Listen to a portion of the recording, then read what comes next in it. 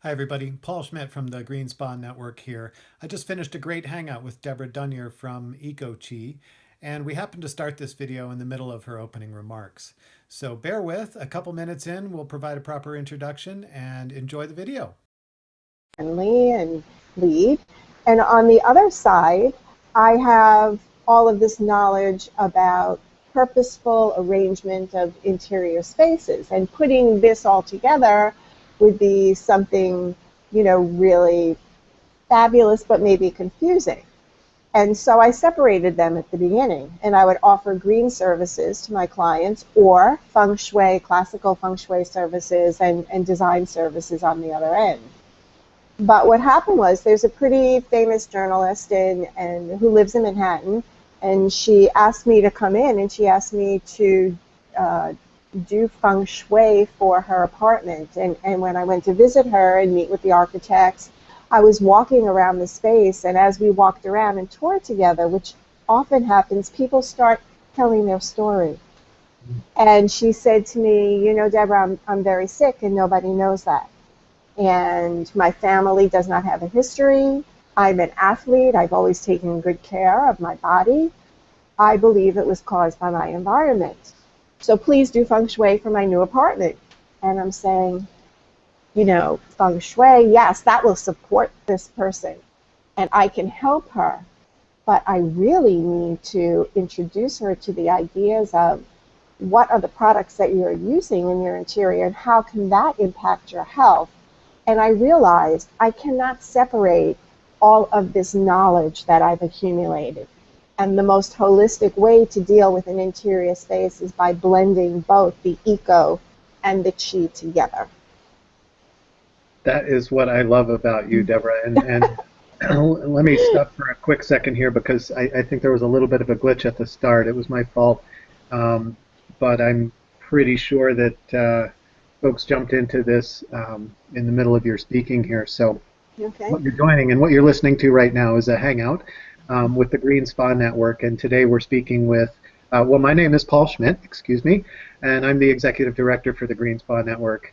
And I'm speaking to you from Wyoming, near Jackson Hole. And today I'm chatting with Debra Duneier, who's the owner-founder of EcoChi, which you just heard a little bit about, and we'll get back into the conversation here in a second. She's joining us from a beautiful corner of New York. And so we're just here hanging out and talking about energy, interior design, sustainability, and how that all blends and supports people really in vitality and well-being, which is what we're all here for. So thanks for letting me pause for that. So Deborah, that's what I love about you, and I'm, when I met you, and the best thing was to be able to put feng shui, lead, and and psychology and all of that knowledge in one place. I've been frustrated in the past, at being able to look at my office or my house from feng shui point of view. Okay, that's one thing, and then look at it from a green point of view, and that's another. And I guess I'm encouraged. I don't know enough maybe about what you do, but I'm encouraged that there's somebody like you out there who can integrate all those things and really look at the person. Am I seeing that correctly? Is that a bit of what you do? Oh yes, absolutely. And this blending is eco-chi is organic. It kind of breathes, and with every new concept that comes out, with new science and research and neuroscience, and every bit of information that we're able to grab from the past, even ancient times and ancient ways of healing and why things were set up and oriented in a specific way, whether it is feng shui or Vatsu Veda, whether it's Mayan culture or Native American Indian. There are so many ways that they just completely overlap, and one confirms the other, that we are all affected by the environments that we spend time in, not only the green and sustainability, and is this a healthy material for me to be living with, but Right. also what am I looking at? And how does that affect how I feel? The decisions that I make. Hmm. Do I feel more focused? Do I feel happier? Those are all things that can be designed into a space. I always say life is lived the way it's designed. Let me just go off on a tangent here for a second. Sure, sure, I love it. I could talk. Certainly, I'm fascinated with how you would work with me or other things, but more interested maybe right now in talking about the energy and the philosophies behind it all. So, what just came to mind is that I've been in a number of buildings that are LEED certified, and were built with that value and inside of that system. In particular, actually, one that you and I shared some time at, I believe, when we were in Mexico City. Right. One of the evening events was done at a university facility that was LEED certified and impressive. But my question is, or my observation, and I'm interested in your opinion on this, is that from an energetic point of view, with that building in particular and others, I find an emptiness, or I don't want to put negative words on it, but I find, Right. you know, in its best version, it might be a blank slate, but it occurs to me more like emptiness or a void or a lack of vibrancy. Um, so I'm just wondering if you perceive that and have any ideas, or if I'm just crazy. No, no, that's a really interesting question, and I'm going to take all the pressure off of you and say I was in a meeting, and I was sitting next to a gentleman who was actually from Energy Star, and when he heard about the work that we were doing, he said it's about time. Much like you, he was in a LEED Platinum building the day before, and he could not wait to get out of there. Right. The Pattern Mapping Institute did a study. And the study was LEED buildings. If you had a LEED building and then you had a LEED building that won an award for excellence in architecture, that it was beautiful, over time, the beautiful building is the one that stayed greener. So imagine that this building is like a hug to you, that you're in. It's a feeling almost of love. You walk in and it's taking care of you and you're taking care of it. That is going to last a lot longer than if you have an energy efficient building, which of course is wonderful for the earth, but is not necessarily nourishing the people that spend time there. The greenness of the building over time dissipates because people are not taking care of it. This is exciting me. It's tapping a nerve that I've been dwelling in a little bit lately, and that goes to just how just how unexciting the term sustainability can be.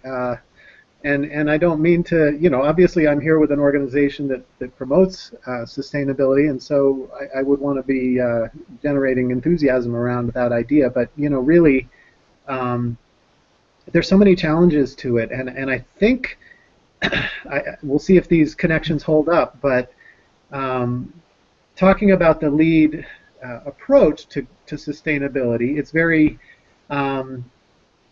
and I'm projecting here because I haven't studied. I've looked a little bit at it, but I'm not an expert. It's very pragmatic, very much about the energy, very much about the resources and the measurements, and sustainability is that way in general as a term.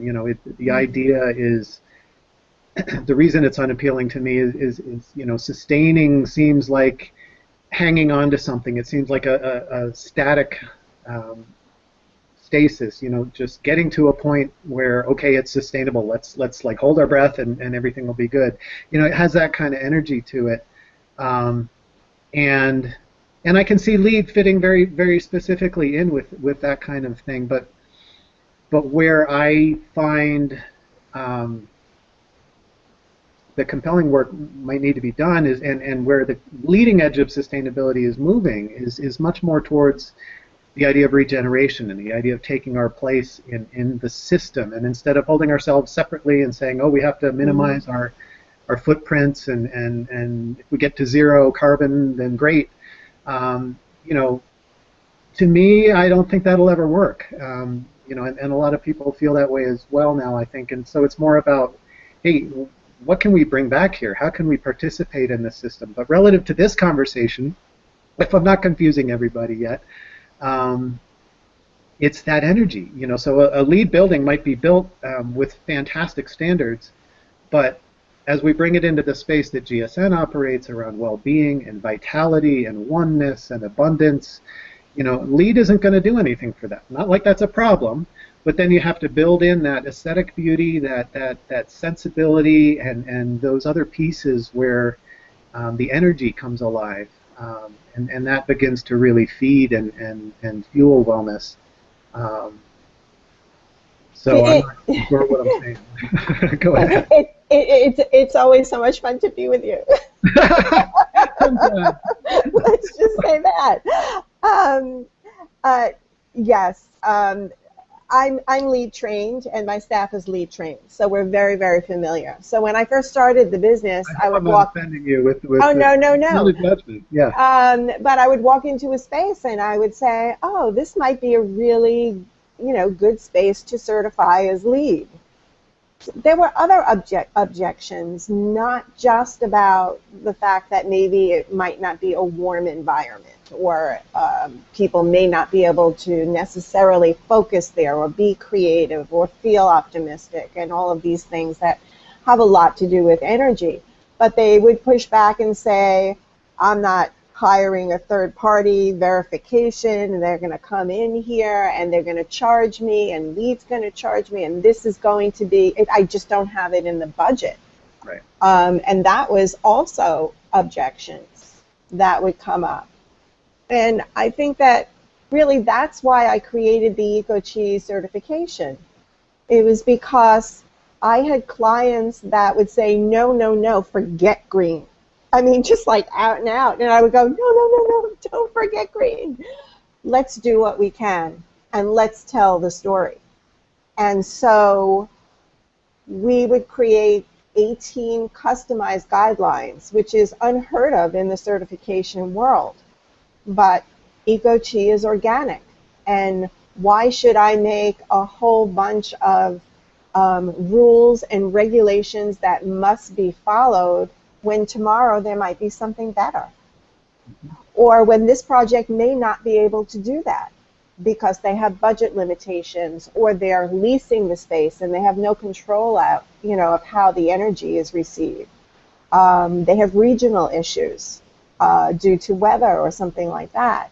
And it was, well, let's come up with guidelines specific for this project, and let's help you get there to meet those guidelines. And once you meet those guidelines, let's certify you and take this property and create a brochure, create materials that explain to people who are spending time in your space what those conscious choices were.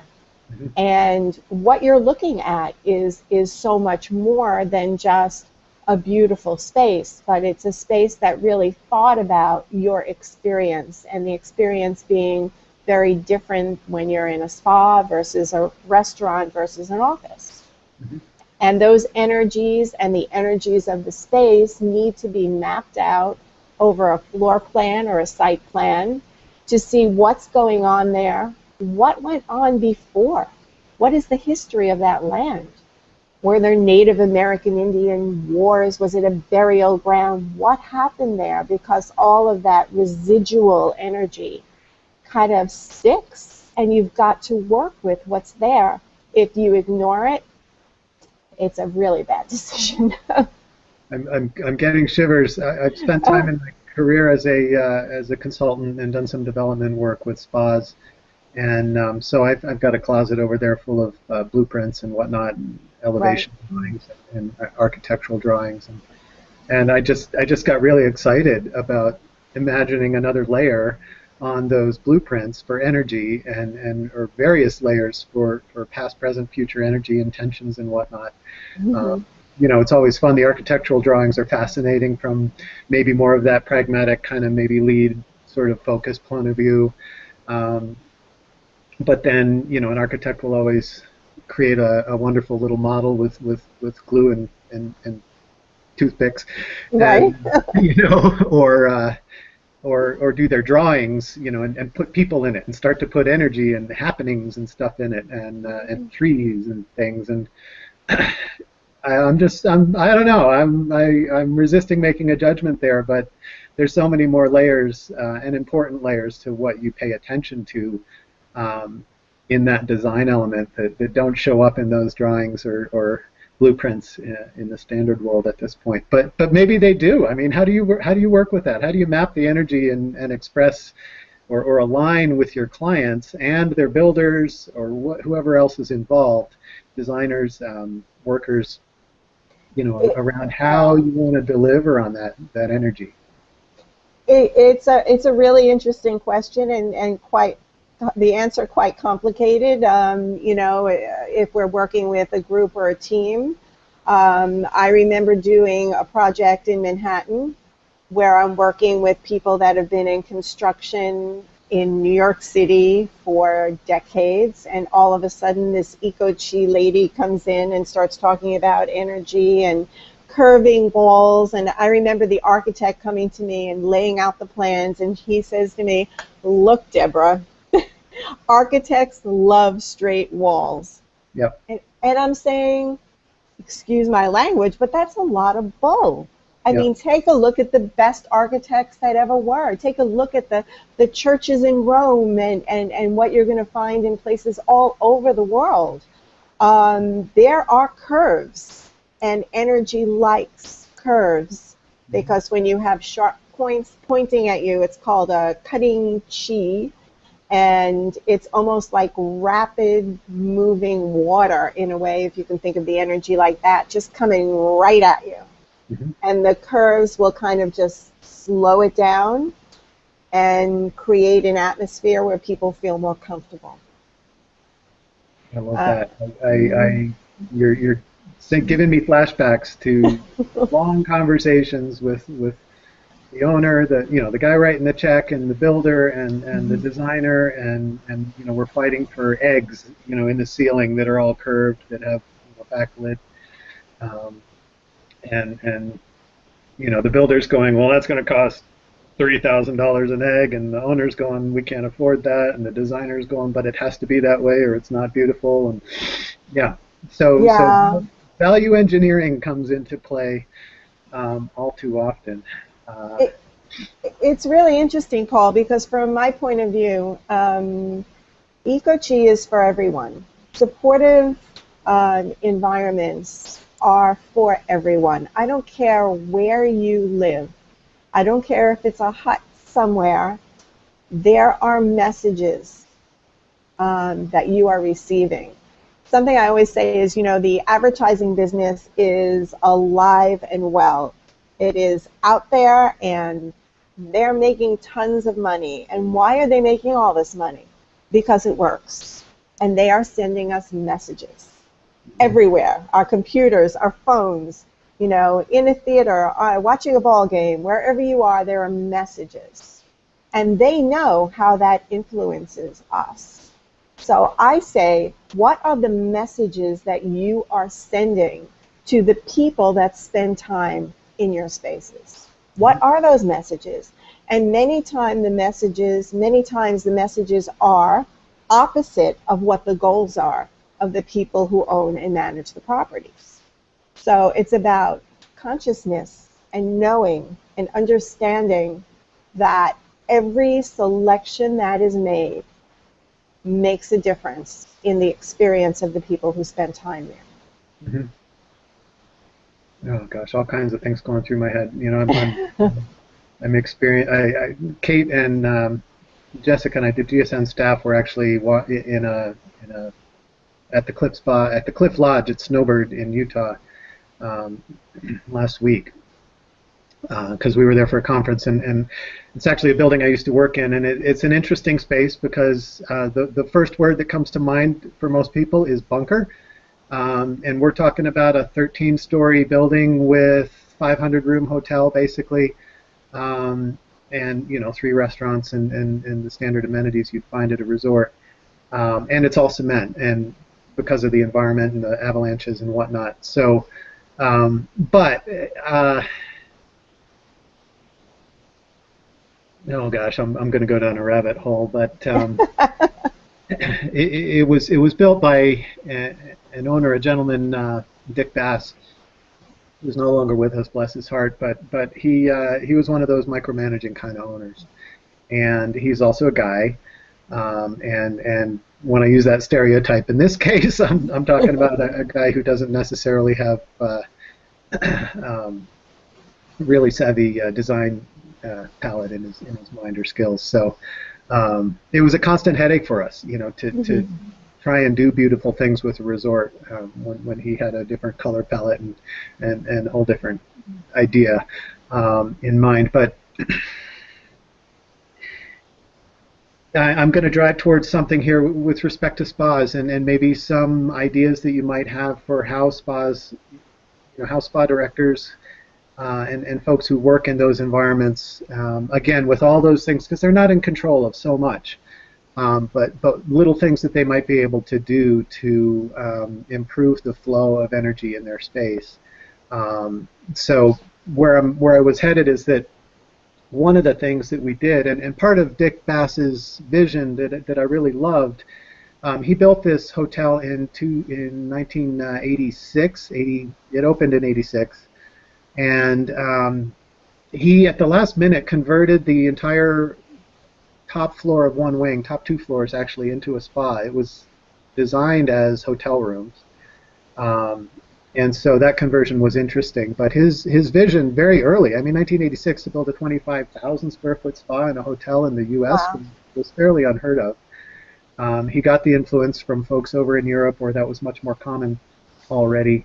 So it was actually a little bit of a struggle between that vision, which I was very attached to, and the folks who actually ran the resort had much more of a ski resort corporate mentality than a spa energetic mentality, which was a whole other story. But Right. in the 18 years that I worked with them, I did my best to try and channel that vision that Dick had for. He called it, we want to be the Canyon Ranch of Utah. He had those ideas. And so we would do clearings, before the season would start, and that would look like the staff going around and drumming in the space and using incense. And the incense became a problem. One of I forget who it was, authorities in the space came by. Who's smoking dope in the spa? Right? So we switched gears, and there's a place on the mountain, the beautiful mountain actually, where one can find small crystals, much like Herkimer diamonds from not too far away from where you are.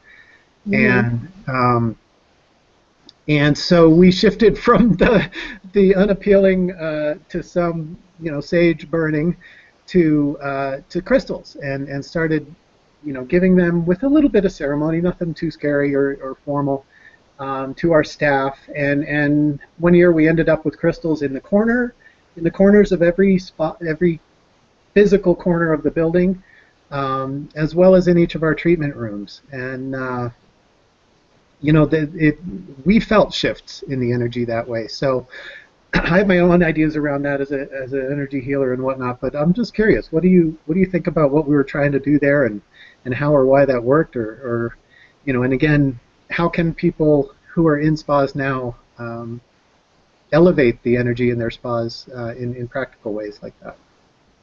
Well, it's really interesting, and kudos to you for doing that kind of work so early on and being brave enough to just go forward and do that. How wonderful! There are so many ways of doing space clearings, and I feel like most probably the sage is clearing out the old energy, making room for the new, and there are so many different ceremonies that can be done. And your sage story is quite common. In Manhattan, I worked for Cochrane when I was in the real estate business, and Barbara Corcoran totally believed in this energy, and when sales were down and the brokers went home, she went through those offices with sage and ceremony, and well, look where she is now. She's doing pretty good, so it worked. Um, Energetically, as you know, there's a lot of depth to it. There are lots of layers to it. And there are some things that are kind of basic and others that go deeper that really take a professional. So if we're looking at a spa and we want to see what's going on with the energy and then to kind of balance it to be optimal, we would go in and take a compass reading. We use a low pen compass. It's been used by feng shui masters for 5,000 years. It's the oldest form of feng shui. And to me, it makes the most sense, and it makes the most sense when you're also working with architects, because we can do energy mapping of what energies are flowing through that space, and almost like a horoscope, as you would have for a person, a date of birth, the date that the roof went on top of the building and it was built and finished, that year, that moment in time has an energy of its own as well and becomes part of the structure. So we analyze that and then lay a map, what I call energy map, on top of that plan. And you can see where earth energy is flowing through, and fire and metal and wood and water, and where those are optimal. And then after you see where that is coming from, all that energy and where it's going, to make a decision. Do you really want fire energy? Let's say you're in the mountains of Sedona and you're surrounded by fire. You know, that the red rock is fiery energy and high peaks, and so there's lots of fire going on. And now you have a spa. Do you want to actually enhance that fire energy? People may start fighting, or may having some passionate love affairs in the middle of the spa. I mean, it's going to raise that energy. And if that's what you want, yes, you do that. And if not, there's a balancing that goes on, maybe bringing some water energy in, or maybe bringing other energies in to get the results that you want. It's like a recipe. Mm-hmm. And the energy mapping that we do, when we lay that over, it's almost like a pizza pie. It's like slices. And these slices each relate not only to an energy, but a direction. In this hemisphere, every direction has a specific energy. So if you're on the southern side, that would be fire. If you're on the northern side, that would be water. So if the southern part of the property is being used to sleep, people are going to have a hard time sleeping or relaxing there because there's fire running through that. So, I mean, you're spending a lot of money on a building. If the building is there already and this is the layout and you're stuck with that, you're not changing it, then you need to change the energy to support the work that's being done there. So I think that's the most, the lay terms, and I think that most people understand that, oh yeah, sure, I walk into this side and it's really sunny most of the day. Well, that's your social area. Mm-hmm. You know, that would be a great place to have, socializing. Maybe it's a school or, part of the spa where you're giving, classes and those kinds of consultations. But if it's not, a feng shui practitioner can come in and change that. Now, the form school is very basic feng shui. And form school is like the tried and true foundation to all schools of feng shui. So here, there are simple, what we would call cures or remedies for a space that are very, very easy to do. In form school, you know that you're not ever going to build a staircase in front of a door, because energy is just never going to enter all of that space in an even way and really give it a fresh new start. Um, you know in form school that where you position yourself in a room is extremely important. So you want to be in a power position, let's say in your office at the spa. You're running the spa and people come in to talk to you and you're working on deals and things that are very important. You never want to be in line with the door. You always want a wall behind you, which is the mountain position, the mountain energy of support. Mhm. And because you can see the door, you are empowered. So some of the office work that we've done, people are sitting, lots of people are sitting with their backs to the door and they're in a little cubicle. And I will tell you that you cannot focus when you're in that position because we are animals and we are leaving our backs completely vulnerable. Mhm. And in that case, you are never, ever, ever able to totally focus. It's unnatural. Um, the color red in feng shui is very, very lucky. It is fire energy, so you don't paint the whole room in a spa red necessarily, but bringing in that color brings success. Water is representation of abundance. And most people will, that know a little bit about feng shui will say, well, you know, I put a water fountain in my office, or I put a water fountain in my spa, or a waterfall. This means that lots of money is going to be coming in. It does have a lot to do with money.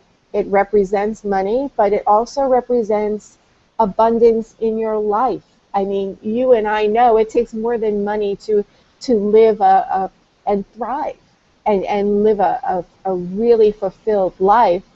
It's about abundance coming in, relationships, friends, family, health, all of those things kind of flowing, and water represents that. And for spas, that's perfect.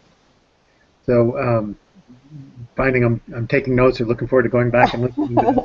I think a lot of people look for those like easy to grasp things like, okay, red, I want more red, or no back to the door, you know, kind of like black and white rules. Right. And I'm a little more familiar with that, but um, so you're introducing things to me that I want to chase down again. You know, the compass thing. What was the Mhm. name of that again? It's called a low pen compass. Lopan, Low, low, it's two words. So the spelling varies because it is Chinese, but it could be Lao and then PAN, Lopan, or I usually spell it, I think, what does it mean? LOPAN. It's about direction and energy, of course. So, And so the low pen compass is all about standing in the center of a space, facing in the right direction, and measuring where we use magnetic north as our basis for this compass reading.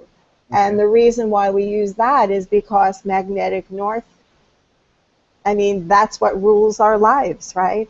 The tides, the moon. When you have animals that are hybrating or animals that are the geese are flying overhead, you know, to go south, how do they know that? This is magnetic north pulling them. So it's kind of a nod to, you know, we are directly affected by nature and we want to align with nature. So we use magnetic north in our readings. It was a Uh, Lopan. Is a Lopan compass an actual like disc with a needle that spins around like I think of when I think of the word yeah, compass? oh, I wish I had it here with me, but I'll be sure to bring it with me to Congress so Sure. that people can take a look at it. It is a round disc, and it's the one that I have is supported by a wooden base, and there are actually about 4 different rings around it on the bottom to adjust it with a little needle, and it tells you where you are. really energetically because you face different directions in a space according to what's going on around it. Now we're really getting a little complicated here, but Okay. we look at the space. Let's say I go to your spa, and I walk in, and we study the space around what is going on around, and let's say your spa is positioned perfectly. You have the ocean on one side, and you have a mountain on the other side. That would be perfection. And we would take a compass reading with the mountain to our back and the ocean in front of us, and that's how we take the reading. But let's say it's the opposite way around. We're measuring for energy, so we would have to flip that. And in places where there's no mountain and there's no water, like Manhattan, let's say, or any big city, we would have to have maybe the taller buildings behind us and where the most traffic is, which would be a water energy, in front of us. Mm-hmm. Mm-hmm. Interesting stuff, right? I know, and I just want to listen to you all day. The thoughts going through my head are really just what excites me is the wisdom and that sort of romantic maybe energy around the ancient tools and whatnot. It reminds me again of how remarkably separate from that kind of sensibility we've become, particularly in the West. I'll stop to be very careful and say I'm not here to call that a bad trend and something we need to reverse or do away with. I think it's much more into moving through things, and I think we're going in a direction, and it would behoove humanity, again, back to what I said earlier, to stop focusing on minimizing our impact and start participating in the system and making it great. Yeah, yeah. I mean, I agree, and I guess is what I'm getting around to is these things can be boiled down to put red in and don't put your back to the door and leave your toilet seat closed and everything will be good. But to stop there or just treat it at that level is missing a whole lot of opportunity, and that's where, whether it's astrology or eco-chi or any number of other types of systems that need that sort of translation for our modern mind, or whatever you want to call it, that's where people like you come in, and all of a sudden, and very quickly, it's not so simple anymore. No, it's not simple, but I think that there is a growing interest, and it really makes me think. What you're saying really makes me think about what's happened in our healthcare, and now spas are also walking into the medical world, and there's this incredible overlap. What an opportunity, from my point of view. What an opportunity, because we discovered the germ theory, and medicine changed. Right. Totally changed. Now, I'm not going to say that that's a bad thing. It's a wonderful thing. But what happened alongside with that was our interiors became sterile. Places where people heal or are supposed to heal have become sterile as well. Now, if you look back in ancient times, what happened in Greece? Where did people go when the Greek god of health would have people below them who were sick? Where did they go? People always went to nature. They always went to beautiful places to heal, and that's been taken away from us. And there was a study done in California in a small hospital, in one floor in the hospital, that everybody was sick with the same disease, and it was a study, so they had the same doctors taking care of everyone, they had the same nurses, everything was the same. The rooms were identical to each other, all on the same floor. Half of the rooms faced a view of nature. The other half of the rooms faced the building next door. They were facing a brick wall. The people who had a view of nature needed half of the pain medication. Wow. And they went home at least 24 hours earlier. Why is that?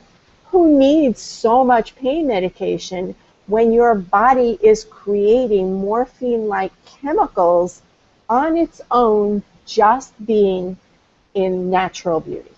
I'm seeing the conflict now. Now Yeah, the healers are opening the windows and the drug companies are putting up the walls. right. Hey, so I just, you're reminding me as well, one of my Google alerts threw me an article the other day about Humana, I believe, a healthcare insurance provider, is now including apparently some manner of mindfulness training as their options for more of a well-being approach. So that was one of the thoughts I actually had was, okay, so put yourself in a hospital and be mindful for a second. What's the first thing you're going to notice? Well, Sterile and cold and scary yeah, hospitals for people. They put me on edge. It's not. I don't like going there. yeah. Who does? Doctors don't like going there. A Right, doctor will be the first person to tell you don't go to the hospital, right. you know. I, So there is a reason. um, all right. Oh, this is just so much fun and typical for these conversations. Here we are, and time is all of a sudden starting to really fly by. Um, your comment earlier about energy reminded me of and location and orientation of a property reminded me of one example here in Jackson, actually. One of the luxury properties here, the Amangani Hotel, Mhm. uh, Amanguchi, I like to call it, but Amangani Hotel um, is situated in one of the most remarkable pieces of property in the Jackson Hole Valley, and it's difficult to find one that's unremarkable. That it's known for its beauty. I'm sure most of the people watching can picture, whether they've been here or not, a picture of the Grand Tetons in their mind. And it's one of those situations where oftentimes pictures like that, when you get to the real place, it's underwhelming.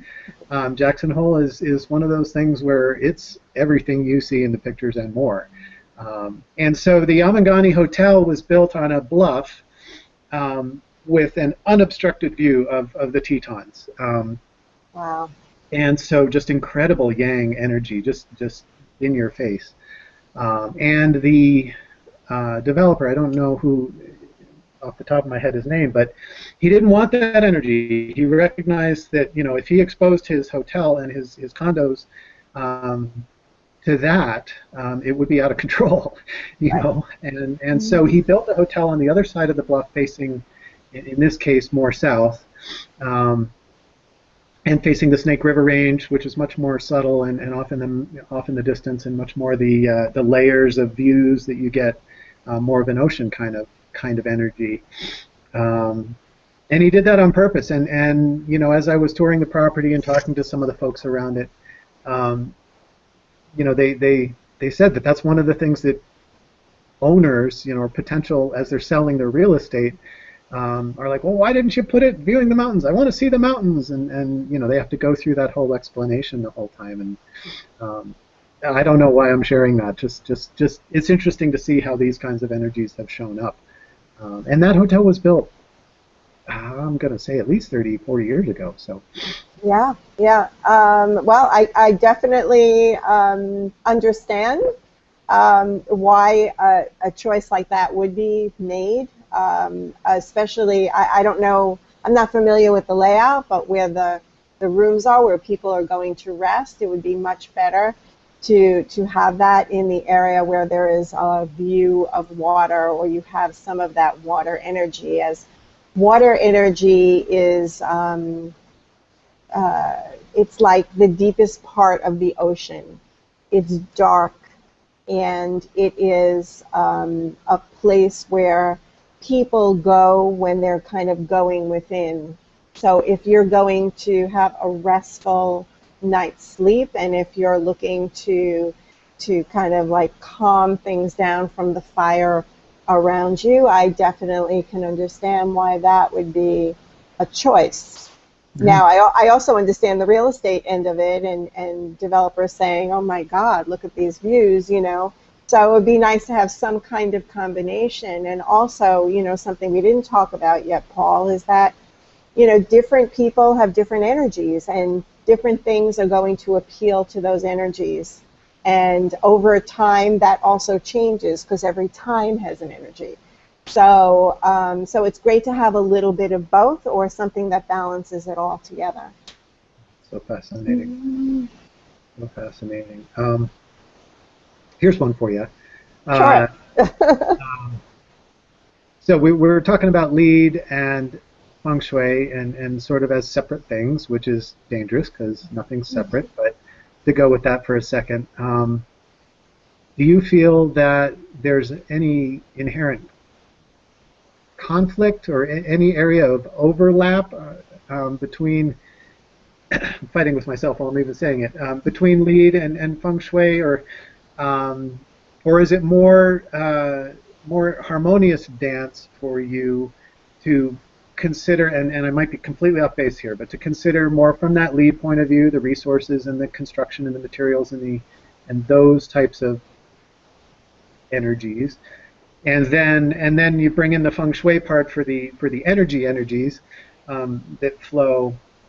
And do you work with those two systems? What am I trying to say? Do you work with those two systems um, collaboratively like that, or compatibly, as two separate things, or do they overlap? And is there anywhere where lead is blowing it in terms of energy, or where feng shui just could never be sustainable in its construction? You know what I'm trying to say? Yeah, I think so. Well, I kind of see them working together. Um, Not saying that I agree with everything that Lead, promotes, and or the reasons why they promote them, but there are a lot of good. Look, they're the grandfather now of the green and sustainability movement, and I am grateful for that. So it doesn't mean that it can't be improved, and it doesn't mean that over time there may be something better that comes along. But it's really bad feng shui not to take care of the earth. Very simply put, it is bad feng shui. As I remember, one of my masters that I studied with said to me, "You never give a microwave oven to someone for a wedding gift. Never, because you will have a lifetime of bad luck for that." So it is all about taking care. And I believe that if you are nurturing people, this is nurturing the earth and vice versa. Much like what you were saying at the beginning of this conversation, we are part of something bigger. Whatever it is your beliefs are, there is something bigger. And we are part of an ecosystem that has layers that we will never understand all of it. I have a friend of mine, her name is Edith Wiener, and she's pretty famous in the trends world. And I remember her saying, we have really come to a point where we understand so much about the human brain, but we don't know anything about the goo that's in there, right? And it's the same thing with the world, you know? And these intuitions, these strong senses that we've had since the world has begun, is all part of our DNA and who we are. And I think that there is a reason why when I studied, Mayan cultures and Native American Indian and Feng Shui and Vatsuvita, that there are so many similarities. How could that be? The beliefs are just expressed in a different way, but it's all about the human interaction with their spaces and the world. I love that you focus on, you help me focus on my space, and this is where I spend my time, most of my time, and so I should bring a lot of consciousness to that. Mm-hmm. So as we're winding up here, I'm gonna cycle up a little bit here. So Congress, the GSN Congress is coming up in about 4 weeks here, 4 weeks from tomorrow, I guess. And so looking forward to seeing you there. Same Um, here. our event, yeah, I'm excited because you're a first timer, and I'm really Mhm. excited to see through your new eyes what that's like, and because it is a unique event. And one of the things that we really work at is common for event producers, but I think we have a little bit different approach or goal. And that's that age-old, how do you go to an event, you get super inspired, and you have all these great ideas, and then you get back to your life, your day-to-day, and, access to that enthusiasm, inspiration, and even the specifics of those ideas disappears or melts away Mhm. very quickly. So I've taken a little bit different approach. Instead of focusing on how do we get all this value back home with you, um, to why don't we start by bringing all of you to the event, and let's have this event be a stopping place on your path. So we approach that with the words journey, and Congress is a journey. And to whatever extent you want to participate consciously or unconsciously, it'll happen that way in your life, like any journey. So, to you specifically, what would you recommend, or that people could do or bring um, to Congress or any event? If you're watching this and it's not about it's not about our event here in a few weeks. When people travel, how can they take that nurturing, healing, supportive energy, positive, vibrant energy that is them, from their space? How can they bring that along with them on a journey and have it survive, the airplane luggage and the transfers and the Uber ride and all that kind of stuff, and get to their hotel room and set that up as a place that supports them, where their life is there and they're not away from their life. Does that make any sense? Yeah, it makes a lot of sense. I actually wrote an article, it might have been a couple of years ago, maybe the Huffington Post, on traveling and bringing feng shui to your hotel room, or preparing for a meeting, and how to, get to the meeting more energetic. If you would like me to share that with you, I will find it and you can make that available. That sounds good. We'll post that. Yeah. Yeah. Just remembering some of the tips that I had on there. Was a little while ago, but things that you can bring with you. I always bring my favorite piece of clothing. Okay, now you're going to know something really personal about me.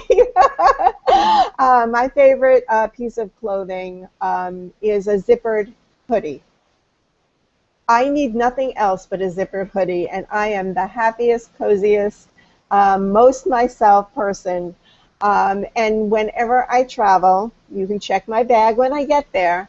There will be a zippered hooded, you know, hoodie there, just sweatshirt waiting for me.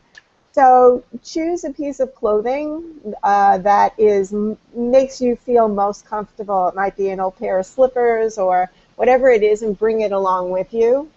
Also for electromagnetic fields, which we haven't spoken about yet this conversation, but that is these fields that are created by electronics and things that we're really surrounded with, is to be sure that you bring something like a scarf, something from home that's very beautiful, and bring that with you to cover your television set at night.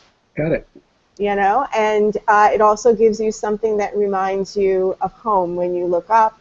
And to be sure that you keep your cell phone, if you're one of those people that has to have your cell phone on 24/7, to make sure that it's at least 5 feet away from where you're sleeping. Otherwise, you will not sleep.